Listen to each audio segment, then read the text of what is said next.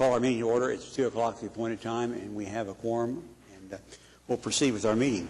The first item on our agenda is to approve the minutes of the February 4th, 2014 Oklahoma City Economic Development Trust meeting. The minutes have been distributed to the trustees previous to this meeting. Are there any questions or comments on the minutes? No questions or comments, but move approval. A motion to approve. Second. Please cast your ballots, and it's approved. You missed that. Okay, so next item on our agenda is to ratify some claims against the Oklahoma City Economic Development Trust. There's a couple of gold issues, but most of the issues are related to TIF. Is there any questions, comments on the claims that were distributed previously? I'll move approval. Second. Motion made and approved to ratify the claims. Please cast your votes. And the claims are ratified. Thank you very much. Next item on the agenda is some items for individual consideration. Item A, ratifying and approving amendments numbers 1, 2, and 3, awarding contract to Silver Cliff Construction Company, project MP004-8, McGee Center lobby renovation. Are there any questions or comments about that? Move approval. Second. Motion made and approved. Is there any further questions? Please cast your votes. And the item is approved. Thank you very much. Amendment number 1 and change order number 1 to project PC 0394, paren, 13A, close paren, WC 0806, SC 0905, project 180, streetscape package, pardon me, 6A, D.A. McGee Avenue from Robinson to Broadway. Are there any questions or comments? I've reviewed and I'd offer a motion to approve as submitted. Second. A motion made and second to approve it. Any further questions or comments? Cast your votes, and the item is approved. Thank you very much. Next is item C, a joint resolution authorizing and directing the general manager to negotiate an economic development agreement with Baker Hughes. I understand we have a presentation from Baker Hughes. Yes, Sean Carter is here with Baker Hughes to make a brief presentation about this project. Just to kind of summarize it, it's an addition of 475 new jobs to Oklahoma City with an average wage of a little bit over $50,000 a year. So welcome. Well, thank you for your time, and hope to give you a basic understanding of what we plan on doing in Oklahoma City with the Oklahoma City expansion plans. And so we'll go through here. Okay. So first off, Baker Hughes is an oil field service company, which most of you know. We have about 16 different product lines, about 1,600 different products and services that we offer globally. And the next slide kind of gives you a cap of the Baker Hughes and the size of Baker Hughes. We operate in about 80 different countries, have about 59,000 plus employees currently. We do invest heavily in research and development, which this site you will see some of our global research and development be put into this site to develop brand new products that haven't been developed to date. So that's real exciting for us. And we're about a $22.4 billion company as it relates to revenue. This is our manufacturing footprint, global manufacturing footprint in all areas around the world. And then, of course, we'll be adding a couple more for Oklahoma City here within the next few months when the groundbreaking occurs. So currently in Oklahoma, to give you an idea of the Oklahoma footprint, we have about 3,500 jobs currently in the state of Oklahoma. We have 15 facilities spread out across the state. We just opened our new artificial lift systems research and development city in Claremore that just opened up last month. And part of that will be some of the technology and research and development will be rolled into this site here as well. So we'll see that. And then as far as the next slide goes, so our current plans and what we plan to do in Oklahoma City is we've just recently purchased 72 acres in Oklahoma City. We do plan, as Catherine had mentioned, 475 net new jobs, averaging first year around $50,000, $51,000 average annual salary. The estimated payroll, fifth-year estimated payroll is around $20 million, $21 million. Our capital investment for this site is estimated to be at $128 million. And then the local economic impact within the next 5 years will be right at $300 million or so, probably. And also with that next slide up here is an artificial lift system. As part of the 2 manufacturing facilities that we plan on putting in on that site. One's an artificial lift system. What's happened now in Claremore, we've reached 100% capacity. So we're going to bring 250 new jobs, manufacturing jobs, to Oklahoma City in the artificial lift manufacturing environment on that site.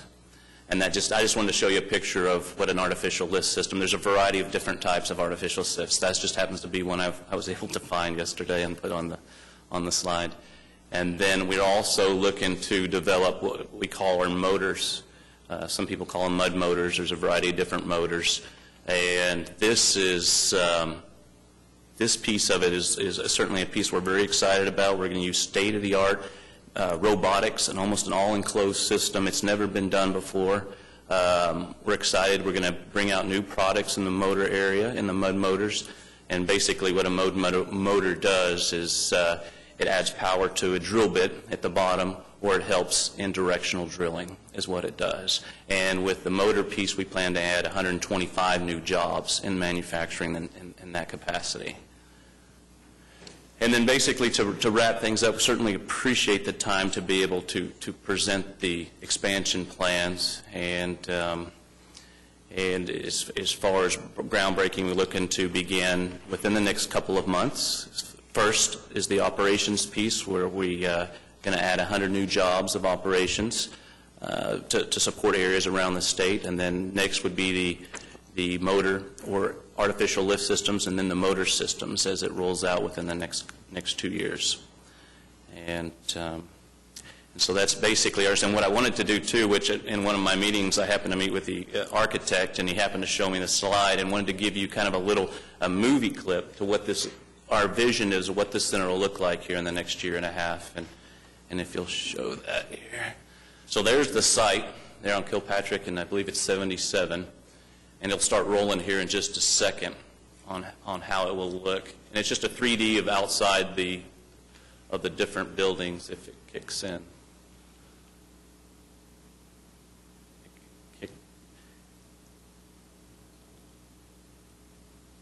Now this is like my most exciting piece of the whole presentation. And it showed on the computer just a second ago. Maybe there's here we go. So here it comes, and we're coming in. This is the project layout, the project site. The administrative office will be, as you're coming down, there's the parking. There's the administrative office up front. It's going to rotate around to the different manufacturing facilities. There's our artificial lift system manufacturing facility will be in that building. As will be our motor manufacturing in this building. And this will be our operations, kind of our repair shop, operations workshop in that building. And then we also have, obviously, a lot more room to eventually build on as well on that 72 acres, which we plan to do. So I believe it's about 420,000 square feet of covered building. And everybody at Baker Hughes is certainly excited about moving forward on this. So thank you so much for your time and consideration, and I don't know if someone may have a question or two. Are there any questions? Yeah. It's Sean, right? Correct. When it's fully operational, what do you anticipate your production capacity to be on both the ALS and the drilling motors? We expect 24/7 shifts, so we expect it to be at full capacity. Right now, we can't produce enough at our other sites and or down the state a little ways. So this is our expectations, is to turn this into a 24/7 shop. So if that's what you're asking. Well, not so much personnel, but number of units. That I will have to find out. I'm so sorry. Don't worry about it, but what is your geographic distribution from this facility? For this facility will be global. I mean, we support, and in fact, on the Motors facility, we'll be bringing jobs from outside the country back into the country, into the state of Oklahoma, and but support globally, especially with the artificial lift and the motor system. The motor system, Oklahoma is centrally located. The North American market and South American market are growing, and we're positioning ourselves for that growth in this state because it's centrally located. As professionals, I mean, it's well-educated, and a state and city that very helpful in working with us. And so, and I think in the last 2 years we've added, last 3 years we've anywhere from 500 to 1,000 new employees statewide, and we continue to add in Oklahoma, and 475 just in this one facility in the next within the next 5 years. Great, thank you. Thank you, Mr. Chairman. Thank you for your interest and investment here in Oklahoma City. It's very exciting to have a great company like this. Just a couple questions about the wage issues. I see that they decline over time, and I wonder about your phase-in from year one, which is over $51,000, but then year three, it's dropped the average. Yeah, and that what we did on that and how we predicted that was we took our historical payroll for all the employees, and as we added them on through the last couple of years, we took an average. That number will likely be higher, but we wanted to be conservative on that number. The first hire is getting the managers and folks that run the operations in, so likely the directors and managers, the salaries will be slightly higher, and then as we begin to fill the actual staffing positions, the hands-on, and get the manufacturing shops up and going, then you'll see a possible slight decline, and that's what we expect to explain. But I think the numbers will be slightly higher than that. We just took a historical perspective and looked at the roll-in, and then based on how we were initially going to be hiring up front. So Sure. That's the reason for that. So that could change slightly higher. Okay, thank you. That makes sense. Okay. Did I hear you say that you've already reached capacity at Claremore, but that you'll have room at this location for growth? Yes, both of those, and so hopefully we'll hear some additional new things here in the next 6 to 12 months too. Yeah. Well, thank you. So, okay. Any additional questions? Comments? I just wanted to point out that the recommended strategic investment program incentive amount for this project is $850,000, and we'll be working on the agreement if this is approved today. That's great. I'll offer a motion to approve. Second. Motion made and seconded to approve. Any further discussion or questions? Please cast your votes, and it is approved. Thank you very much. Thank you very much. Good luck. Next item is item D. It's a joint resolution authorizing and directing the general manager or his designee to negotiate an economic development contract with the General Electric Company. We have another presentation. Yep, Tom Shaganaw with GE is here this afternoon to make a presentation about this project. Good afternoon. My name is Tom Shaganaw at GE Global Research. And thank you all for taking the time to entertain our resolution. I'll give you a brief set of context on our activity in the Oil and Gas Technology Center, and then hopefully field any questions you might have. So start with a snapshot of General Electric Company. A lot of folks know GE from the corners of GE that they know, appliances, that sort of thing. But if you take a look at the screen, you'll see the breadth of the industries that we're in. Because of that breadth, we have a bunch of independent businesses that are attempting to do well in those marketplaces and serve the customers, but we use that scale, the collection, the aggregated scale, to help us do a lot of the backshop things to allow us to be more efficient in providing those goods and services to our customers. So things like our travel and our advanced research, which is part of the organization that I'm in. So I'm going to talk a bit about the global research, but you can see our presence in a lot of different industries quietly, including oil and gas. We're just a bit smaller than Baker Hughes in oil and gas, but we're coming. And we've gotten there through a number of acquisitions, many of which haven't been rebranded. So a lot of people in the industry aren't even aware of the fact that we're in those places. Like we recently acquired Lufkin, and we've acquired the Wood Group down on 59th Street about 4 years ago, and Hydro and a bunch of others that are industry standards. We just haven't rebranded them. They're part of us. So At Global Research, if you would, I got the advancer. At Global Research, we are the sort of headquarters for our advanced technology for the corporation, across the corporation. And as a corporation, we're very much technology differentiated. So in the products and services that we sell, we rely on technology to provide that differentiation. We endeavor to take the learnings from one industry and apply them to another. And that's a place where our scale gives us an advantage. So that's a huge role for the Global Research entity within the General Electric company. This is a snapshot of our global presence within Global Research. We started as an industrial research lab in 1900. Our company was formed in 1892. So shortly after its formation, there was a recognition of the critical need of technology. So for the last 115 years, we've had a global research industrial lab in upstate New York. And about 15 years ago, we expanded that by opening up a center in Bangalore, in India. As was increasingly the trend at that time, chasing low-cost solutions, even when the low cost left, we still found great solutions. And so it became pretty much part of our DNA to look for great solutions everywhere. We stood up centers in China and in Munich and in Rio de Janeiro and in Silicon Valley and in Michigan for manufacturing, and now in Oklahoma City focused on oil and gas because we're going where the expertise is. All right? So the new center, the new center was announced in April with the governor.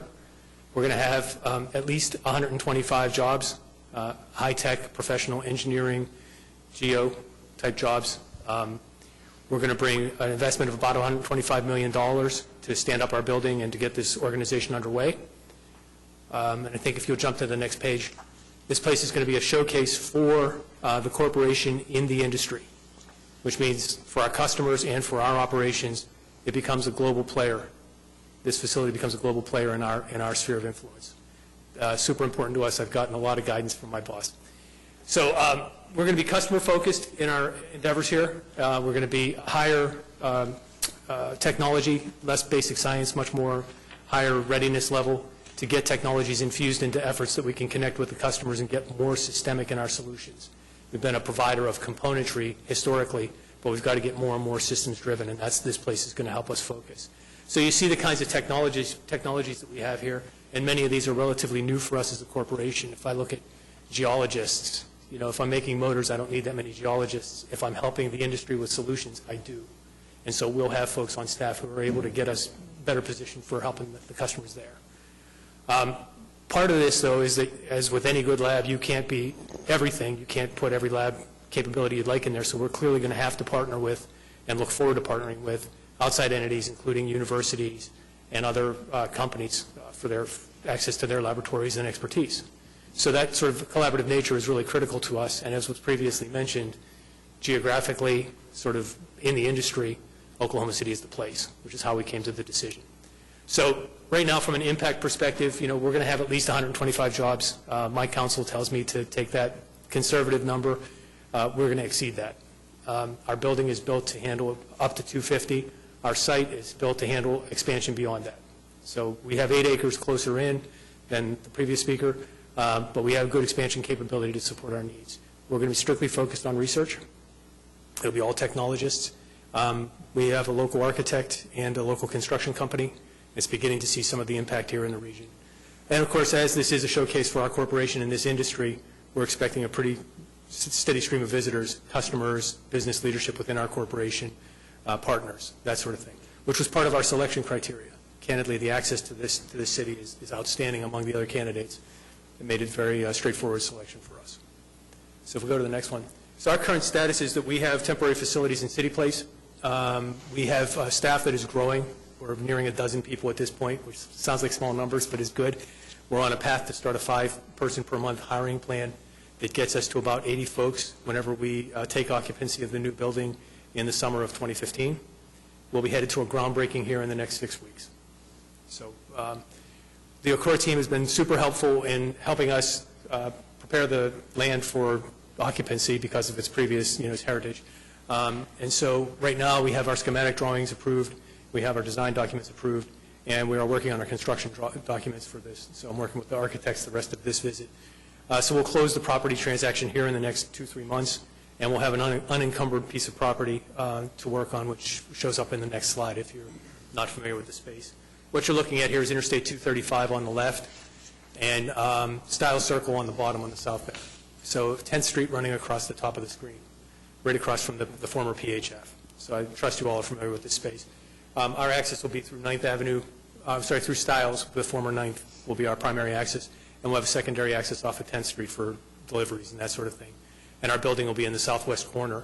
It will consist of laboratories, offices, all the things, and then canted on the end of our building is a showcase that we intend to use as hosting customer visits and that sort of thing, and it highlights the sort of connection with the city, which is very important to us. Last shot in that image, I apologize. The new arc that's shown in the bottom left-hand corner, that is the revised ODOT exit ramp there at 10th Street, 10th and Harrison there. So that's being changed right now. ODOT has plans to go and execute that, and that's how the western boundary of our property has been established. All right. So this is the architect's rendition of what the building is going to look like as currently envisioned. We have the benefit of the magnificent skyline in the background, which we plan to take full advantage of. And this is our mission statement. And with that, I thank you again for your time, and we'll entertain any questions you may have. Are there any questions, Tom? I just wanted to offer a little bit more information about the project. Again, the site that GE selected was a piece of property that was owned by the Oklahoma City Urban Renewal Authority. It had been a part of the redevelopment agreement that we had with the Presbyterian Health Foundation. The redevelopment responsibilities have been assigned to GE, so they have to fulfill certain requirements under the agreement with the Urban Renewal Authority. The Urban Renewal Authority, in exchange, is required to provide a clear site, so we're in the process of working with ODOT to relocate all the utilities. Luckily for the Urban Renewal Authority, ODOT had planned the new ramp off of 235 to 10th Street and was going to pay for most of the utility relocations anyway. So we're getting the benefit of that ODOT relocation. So they're going to relocate most of the utilities on the site. There's some minor things that we'll have to take care of, and then we'll have to clear the site, get rid of all the streets that are there now and that kind of stuff. The request today, GE for the job creation piece, we recommend $1 million be negotiated with them towards the job creation. There's 125 jobs, and the average wage is about $129,000 in the first year. And again, Mr. Roth, it ramps down over time because they've hired most of their management staff this year, and as they add more technologists, the average wage will go down slightly to around $100,000. So the other piece of this is a request by the Urban Renewal Authority or the Redevelopment Authority for $750,000 to help us offset any costs of utility relocations or the cost to improve Stiles Boulevard. We're going to be rebuilding Stiles into a boulevard with a center median, landscaped, and that will act as GE's main entrance. It'll also provide access to 10th Street around Stiles Circle from the south. So the $750,000 is, we hope that we don't need it because we're going to be making an application to the Economic Development Administration of the U.S. Department of Commerce for a grant to pay for the infrastructure improvements and the reconstruction of Stiles Boulevard.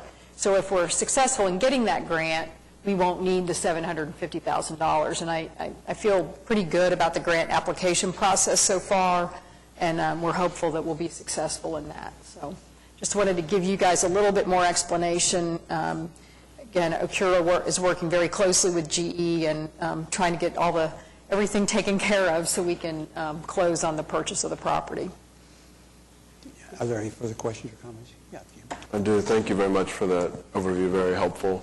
Just a word of compliment. Thank you for your investments in Oklahoma City, but also thank you for the site that you've selected, and really appreciate GE's willingness to go in that location and Okura's efforts to make all those parcels come together to seemingly be a nice footprint for something beautiful there. It's perfect for us. We're delighted with the location. We're very thrilled about it. So Great. excited. I see from your literature that the building is described as a LEED certified facility. Yes, sir. That's Do you know right. what level of LEED you're designing? So we're contemplating gold at this point. We're wrestling with gold certified or gold. we'll be certainly at least sober. So right now, we're coming to all the realities of that as we go into our construction drawings and seeing where the points all line up. And then those last few points are always kind of precious if you've been through the process before. I have. I envy your journey. But I think that's eco-imagination. I mean, I appreciate that you're, walking the walk. Yep. Thank you. Good. Comments, Lee? Need a motion to approve the resolution? Move approval? I'll second. Motion made and seconded. Any further discussion? The resolution is approved. Tom, thank you very much. Thank you. Okay. Item E is a resolution. It has to do with our recent issuance of some bonds, gold bonds. Kathy, you want to say anything about this, or Brian, Brett, too? It's TIF, yeah. This is related to a request for proposals for financing related to the TIF, the downtown TIF district, and we've negotiated an agreement and would like to approve the issuance of $10 million of TIF notes to continue with projects in the downtown. Is there any question or comments? No. Move approval? I'll second.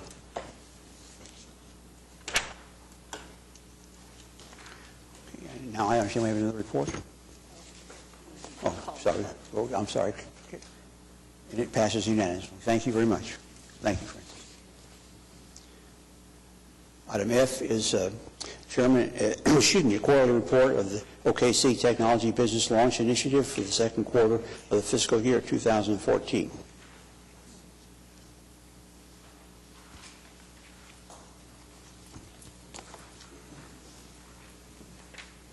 Scott, welcome. Thank you. How are you doing?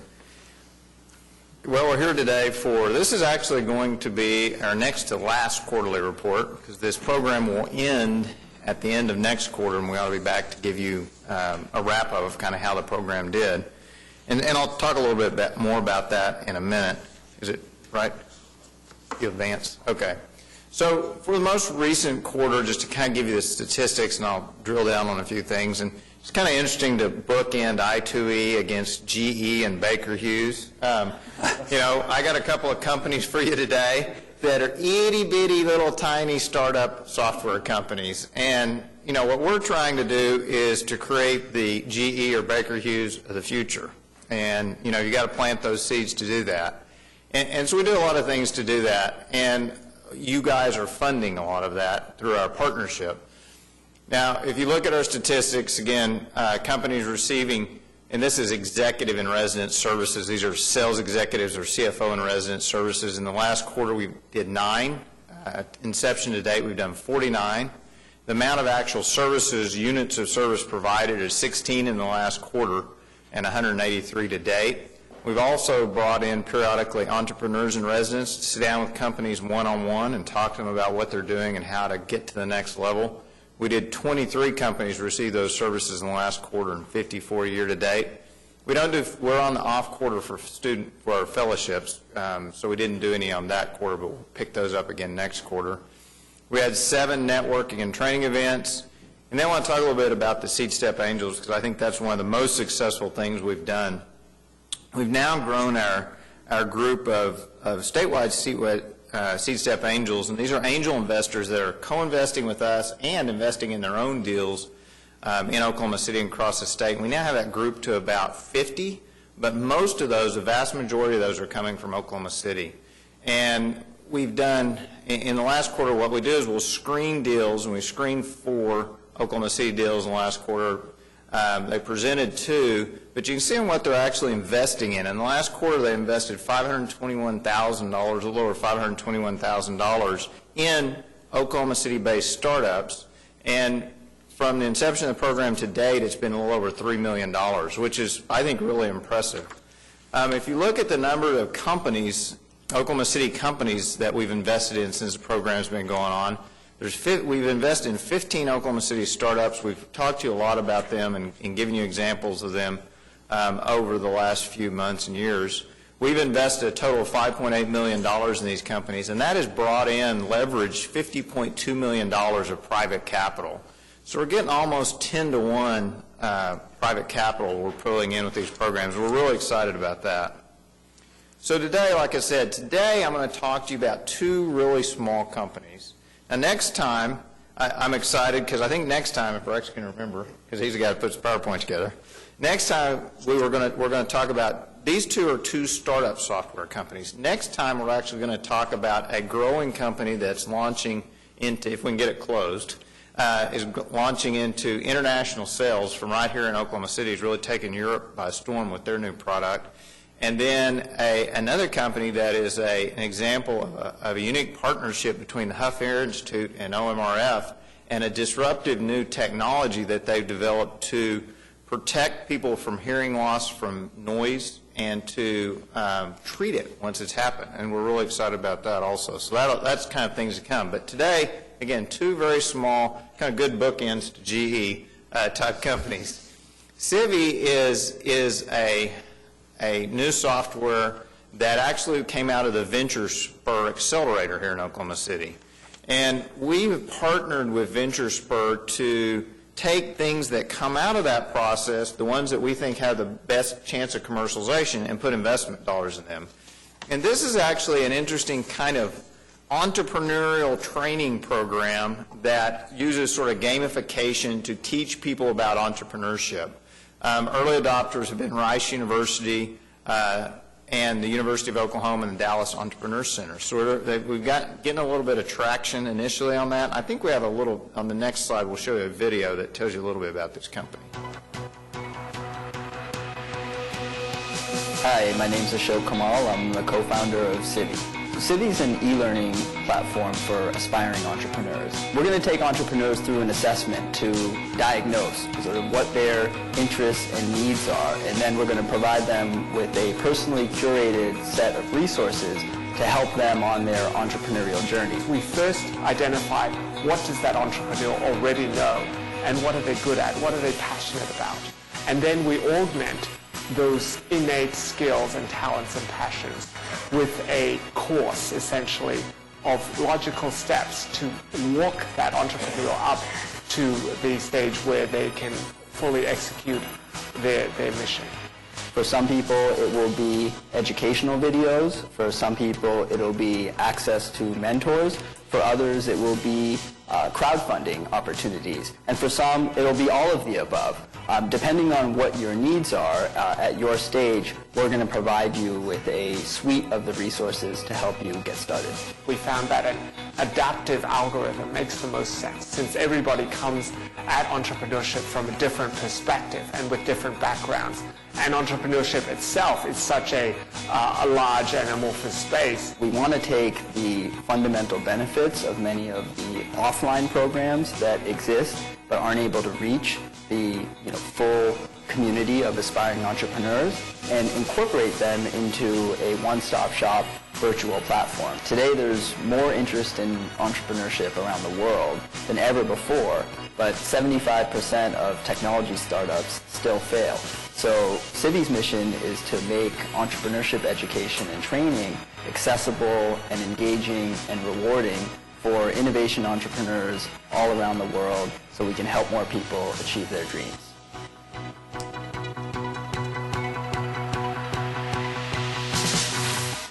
One of the exciting things about Civi is the Venture Spur program actually attracted these two entrepreneurs to Oklahoma City from out of state.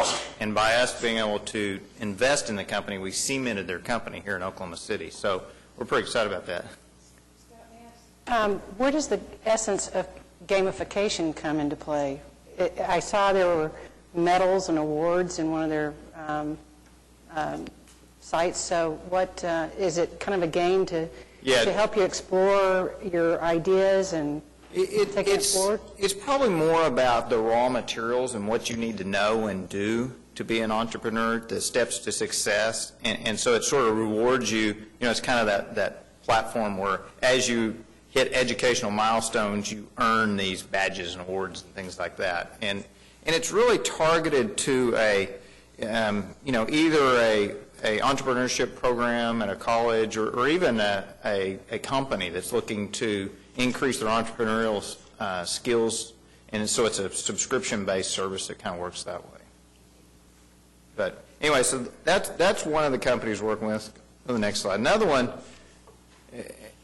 is ScanMed. And ScanMed is, again, sort of a software-based deal, and it deals with this whole and admittedly pretty crowded space of medical records, and how do you provide emergency responders and other people's your essential medical information in case you're injured or whatnot. And they've come up with various devices, your phone, cards, different things that they can use to provide this information to emergency responders. Go to the next slide. And again, here you can see the different things, like, so you can go onto the web, you can find it, you can go on to, you can have an app for your iPhone or perhaps some other phone. I didn't know there was other phones because everybody's talking about iPhone apps anymore, or cards, and so it allows people to do that. Now, the challenge for us in a deal like this, because this is a crowded space, is figuring out the right space in the market for this company and finding them sort of a toehold that they can hold on to. But if you go to the next one, we've got, again, a short video about this company also. Eric Richardson. I'm the CEO and co-founder of ScanMed QR. ScanMed QR is the fastest, easiest, most portable way to pass vital life-saving information in one quick response. ScanMed QR actually came out of a necessity. My mom lives with type 1 diabetes as well as epilepsy. She takes a number of medications. She's allergic to certain types of medication, but there was really no way to actually carry all of that information in one compact way. Medical alert, traditional medical alert products, whether they were the bracelet or the dog tags or anything like that, wouldn't carry all of the information that emergency responders might need to know in case she had a low blood sugar or in case she had a seizure. Using my experience from technology sector that I've been in, I started looking into quick response codes because I knew we could pack a lot of information in but be able to change it.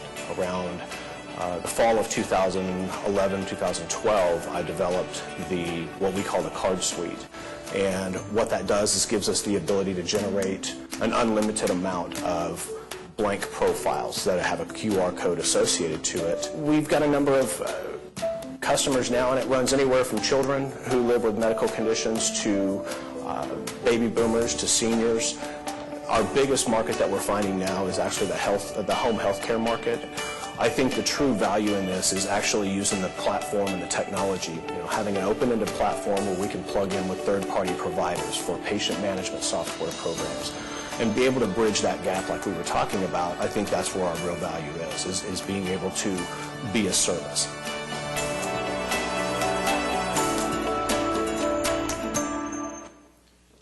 I think I told you, and perhaps it was the last time that I was here, about the emerging software industry in Oklahoma City. And these are just a couple of examples of what we're seeing. We're really seeing probably as many software deals right now in Oklahoma City as we are seeing deals coming out of the health biospace.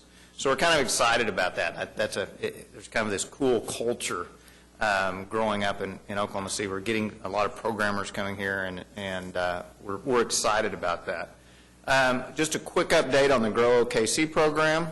As you remember, that is a sort of a joint venture between us. You all put in $1 million of your low-interest loan funds. We put in $1 million of our Grow OK funds. We've got all the legal documents finalized, got all the lawyers happy and everything. And we got the deal signed. We've started in earnest marketing efforts. We've met with 5 of the largest banks in the Oklahoma City metro area. In fact, yesterday I met with MidFirst's loan officers and talked to them about what we have to offer. And the things that amazes me is, number one, none of them are aware of it, which shows you how hard it is to get people to realize the things you have available. And number two, they were very excited about it and thought it. So they're just looking for a deal that fits. We've also met with 3 of the largest law firms. Plus, we sent out the brochure that hopefully you have in front of you to over 4,000 organizations in the Oklahoma City area. Again, the biggest challenge we're finding is building awareness. The Chamber is helping us in marketing it to their members. And we've had some tentative interest from 2 Oklahoma City companies that we've been visiting with, and we'll see how that develops. But we expect that as we do all this marketing, get the word out that the deal flow will start coming. We hope it's just not an avalanche when it comes, but I guess that'd be a good problem to have. So we're pretty excited about this program also. Like I said, now that we've sort of are nearing the end of this program and the sort of unique partnership, if you remember the programs that we added that we're doing under this program is and I mentioned earlier, the Seed Step Angels, to try to build a good group of angel investors in Oklahoma City who would co-invest in deals. The Fellows Program that I talked about to give students access to companies and entrepreneurship. The Sales Executive in Residence and the CFO in Residence programs, which are really about getting technical skills to these early stage companies to help them be successful. The entrepreneurship, or the Entrepreneur in Residence program, where we're bringing in sort of outside talent to sit with these companies, and then various, kind of entrepreneurial culture / ecosystem building activities that we've engaged in. And we think that some of these have been tremendously successful. We're very happy with the Seed Step Angels and the development of that group and the money they're actually investing in deals. The Fellows Program has been great. The companies love it. The kids love it. It's been a good program. The Sales Executive in Residence program has been very successful because it helps these companies find the right market for their product. And you'd be surprised how many entrepreneurs don't really understand their market and don't really know how to get their product to address that market. And that really helps with that problem.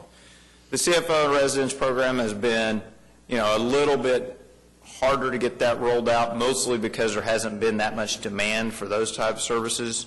And the Entrepreneur in Residence program, although it's good, it really only serves a limited number of companies. So we're starting to look, going forward what we're going to do. And we're going to try to take the things that have been very successful and shrink down and try to build on those things and continue those things in the future. And again, we'll probably have more to say about that next time when we come back and kind of give you all the wrap-up statistics and summary. But we do thank you very much for your partnership with us, and we really do think it has made a significant difference in Oklahoma City.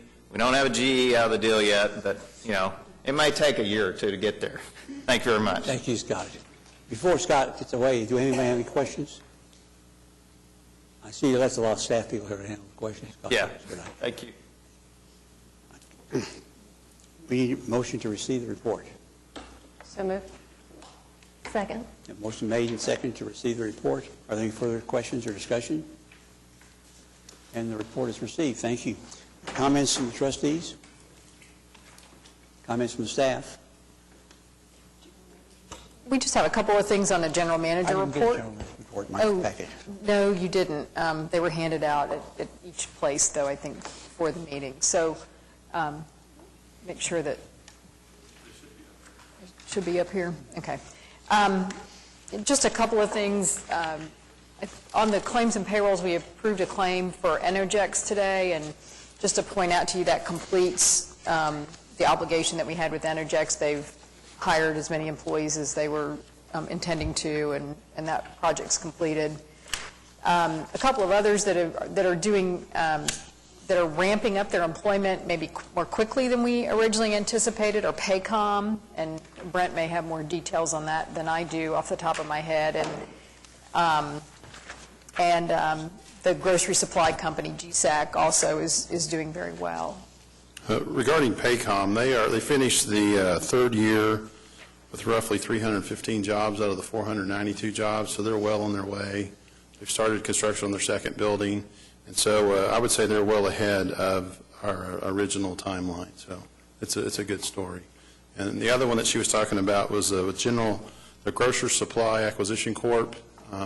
That provides food and other things for commissaries throughout the Midwest. They're doing very well too. There was 150 jobs there, and they're around 135, I believe. So again, they're fulfilling their obligation. So, and I apologize for not. I thought I'd gotten you that. So yes, I understand.